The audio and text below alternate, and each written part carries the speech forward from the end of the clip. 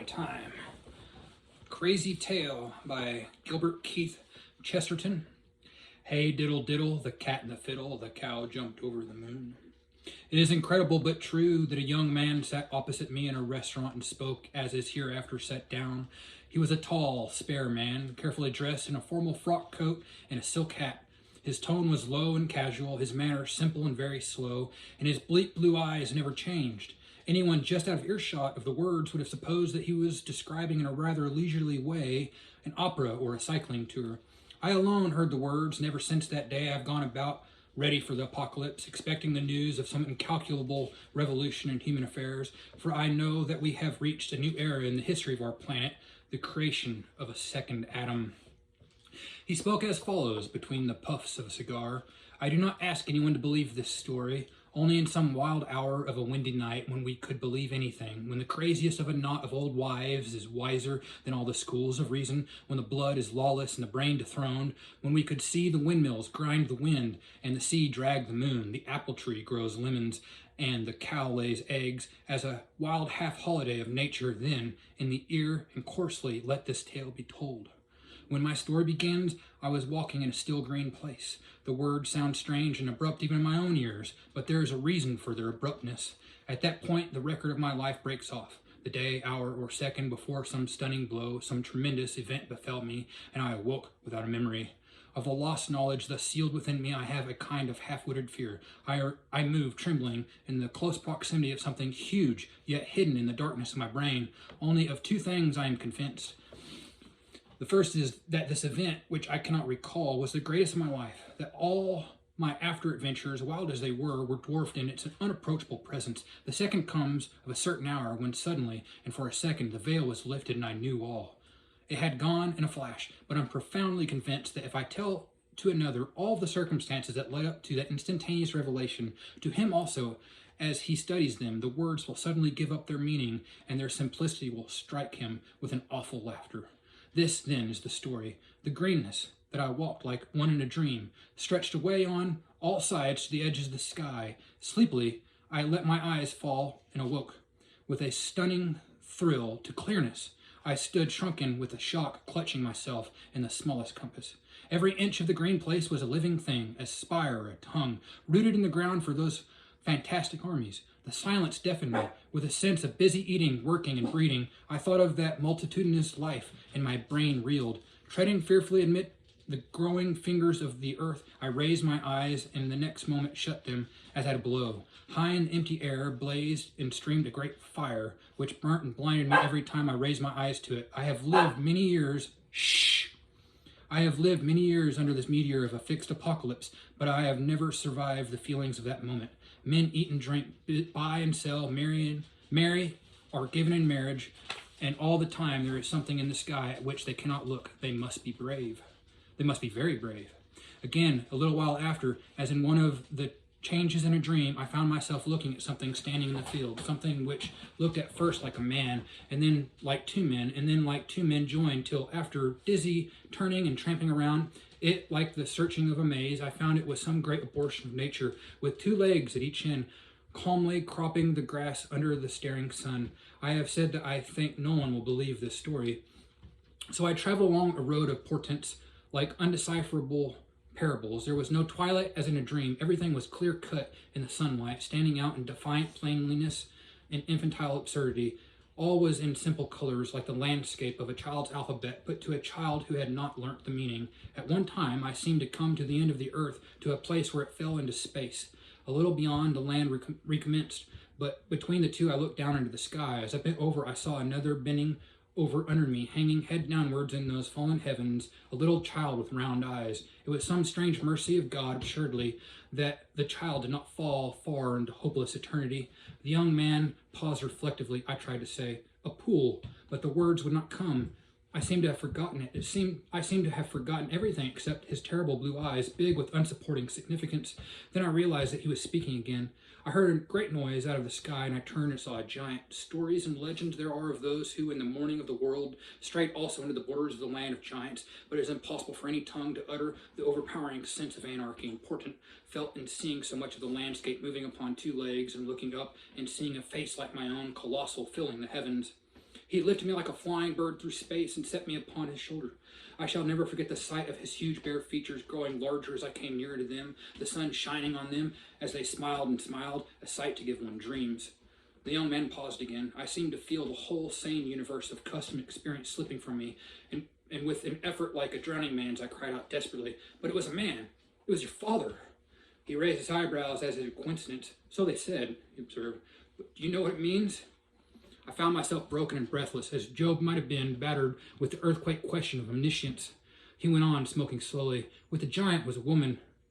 When I saw her, something stirred within me like the memory of a previous existence, and after I had lived some little while with them, I began to have an idea of what the truth must be. Instead of killing me, the giant and giantess fed and tended me like servants. I began to understand that in the lost epic of adventures which led up to the greatest event of my life, I must have done some great service for these good people. What it was, I had, by quaint irony, myself forgotten. But I loved to see it shining with inscrutable affection in the woman's eyes like the secret of the stars. There are few things more beautiful than gratitude. One day, as I stood beside her knee, she spoke to me, but I was speechless. A new and dreadful fancy had me by the throat. The woman was smaller than before. The house was smaller. The ceiling was nearer. Heaven and earth, even to the remotest star, were closing in to crush me. The next moment I had realized the truth, fled from the house, and plunged into the thickets like a thing possessed. A disease of transformation too monstrous for nightmare had quickened within me. I was growing larger and larger, whether I would or no. I rolled in the gravel, revolving wild guesses as to whether I should grow to fill the sky, a giant with my head in heaven, bewildered among the golden plumage of cherubim. This, as a matter of fact, I never did. It will always fill me with awe to think that no sign or premonition gave me warning of what I saw next. I merely raised my eyes and I saw it. Within a few feet of me was kneeling one of my own size, a little girl with big blue eyes and hair black as crows. The landscape behind her was the same in every hedge and tree that I had left, yet I felt sure I had come into a new world. I had got to my feet and made her a kind of bow. I got to my feet and made her a kind of bow. I thought he said bow, like he made her like a little toy. Makes more sense, he said bow. I got to my feet and made her a kind of bow, looking a fantastic figure enough, but a red star came into her cheek. "Why, you're quite nice," she said. I looked at her inquiringly. They say you are the mad boy," she said, "who stares at everything, but I think I like them mad." I said nothing. I only stood up straight and thanked God for every turn of my rambling path through this elvish topsy-turvydom, which had led at length to this. Although I had not asked for a miracle in answer, 2 or 3 drops of clear water fell out of the open sky. "There will be a storm," cried the girl hastily. She seemed quite frightened of the dark that had come over the wood and the shocks of sound that shook the sky now and again. This fear surprised me, for she had not seemed afraid of the grass. She seemed so broken with the noise and dark and driving rain that I put my arm around her. As I did so, something new came over me, a feeling less alien, disturbed, more responsible, and strangely strong, as if I inherited a trust and privilege. For the first time I felt a kinship with the monstrous landscape. I knew that I had been sent to the right place. "You are very brave," she said, as the deafening sky seemed bowed about us and shouting in our ears. "Do you not hear it?" "I hear the daisies growing," I said. Her answer was lost in the thunder. We were miles further on before she said, "Are you not mad?" I spoke, but it seemed as if another spoke in my ear. "I am the first that ever saw in the world. Prophets and sages there have been, out of whose great hearts came schools and churches, but I am the first that ever saw a dandelion as it is." Wind and dark rain swept round, swathing in a cloud the place of that awful proclamation. The young man paused once more. Someone near me moved his chair against mine. I remember with a start I realized that I was in a crowded room, not in a desert with an insane hermit. "But you have not told me," I said, "of the great moment when you seem to have discovered all." "It is soon told," he said. 10 years afterwards, the girl and I stood in one room together. We were man and wife. The other men and women went in and out, all of my own stature. There were no more giants. It was as though I had dreamed of them. I seemed to have come back among my own people. Just then my wife, who was bending over a kind of couch, lifted a coverlet, and I saw that for which, happily, I had been sent to this fantastic borderland of things. It was a little human creature, hardly bigger than a bird, and when I saw it, I knew everything. I knew what was the greatest event of my life, the event I had forgotten. I said, "Being born," in a low voice. I did not dare to look at his face. The next consciousness I had was that he had risen to his feet and was putting on his gloves very carefully. I sprang erect also and spoke quickly. "What does it mean? Are you a man? What thing are you? Are you a savage, or a spirit, or a child?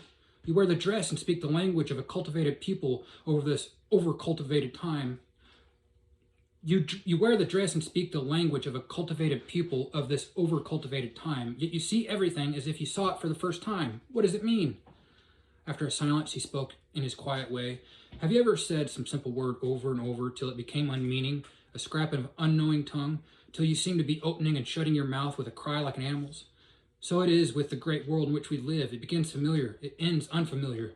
When first men began to think and talk and theorize and work the world over and over with phrases and associations, then it was involved and fated as a psychological necessity that someday a creature should be produced, corresponding to the 20th pronunciation of the word, a new animal with eyes to see and ears to hear, with intellect capable of performing a new function, never before conceived truly, thanking God for his creation.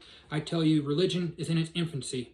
Dervish and anchorite, crusader and Ironside were not fanatical enough or frantic enough in their adoration. A new type has arrived. You have seen it. He moved towards the door. Then I noticed he had come to a standstill again and was gazing at the floor, apparently in deep thought. I have never understood them, he said. Those two creatures I see everywhere, stumping along the ground, first one and then the other. I have never been content with the current explanation that they were my feet. And he passed out, still carefully buttoning his gloves. I went back to the table and sat down. About 4 minutes after he was gone, I felt a kind of mental shock, like something resumed its place in my brain. It occurred to me that the man was mad. I am almost ashamed to admit with what suddenness it came. For so long as I was in his presence, I had believed him and his whole attitude to be sane, normal, complete, and that it was the rest, the whole human race, that were half-witted since the making of the world. Amazing story. Hope you enjoyed it. Sorry I got interrupted by the dogs. I misspoke 2-3 times. Sorry.